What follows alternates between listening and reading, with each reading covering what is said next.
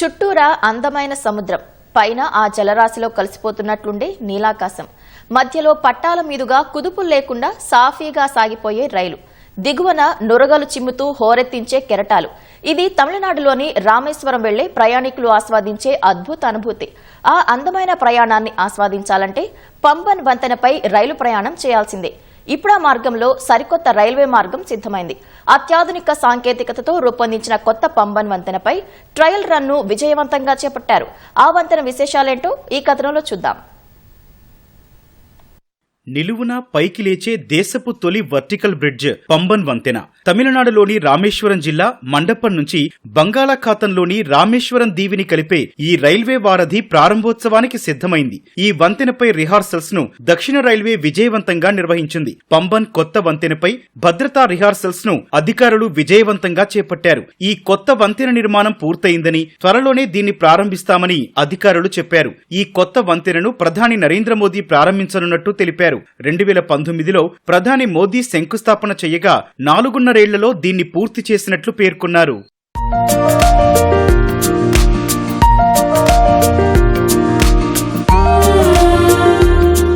పాత పంబన్ బ్రిడ్జ్ అంటే దాని లైఫ్ అయిపోవడం వల్ల ఈ కొత్తది కట్టాల్సిన ఆవశ్యకత ఏర్పడింది.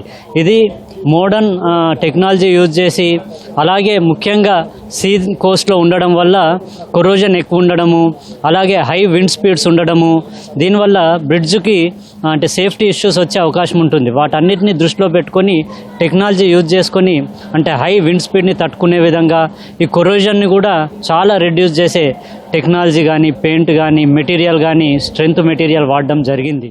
535 కోట్ల రూపాయలతో దాదాపు 2.10 కిలోమీటర్ల పొడవున ఈ వంతెనను నిర్మించారు. మధ్యలో 77 మీటర్ల ఎత్తు, 650 టన్నుల బరువున్న vertical lift railway sea bridge ఇందులోని ప్రత్యేకత. ఓడలు, పడవలు ఇటు వచ్చినప్పుడు వాటి రాకపోకలకు వీలుగా ఈ వారధికి ఉన్న లిఫ్ట్ బ్రిడ్జ్ పట్టాలతో సహా పైకి లేస్తుంది.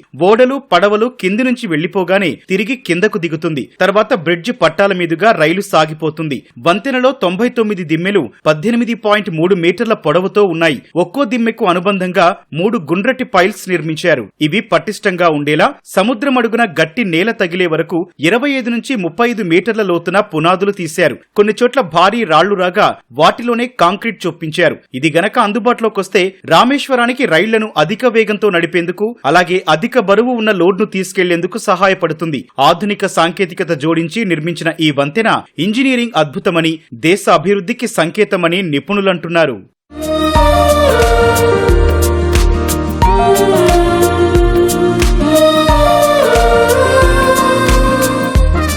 104 ఏళ్ల చరిత్ర కలిగిన పంబన్ పాత వంతెన తుప్పు పట్టడంతో కొత్త వంతెనను నిర్మించారు. 1914లో నిర్మించిన పాత వంతెన రామేశ్వరాన్ని ప్రధాన భూభాగంతో అనుసంధానించింది. అప్పట్లో 3 ఏళ్లలో దీని నిర్మాణాన్ని పూర్తి చేశారు. 2006-7లో దాన్ని మీటర్ గేజ్ నుంచి బ్రాడ్ గేజ్ కు ఉన్నతీకరించారు. దాని మధ్య నుంచి పడవలు, షిప్లు వెళ్లాలంటే 16 మంది కార్మికులు విధుల్లో ఉండాల్సి వచ్చేది. కొత్త వంతెన కారణంగా శ్రామిక శక్తి తగ్గనుంది.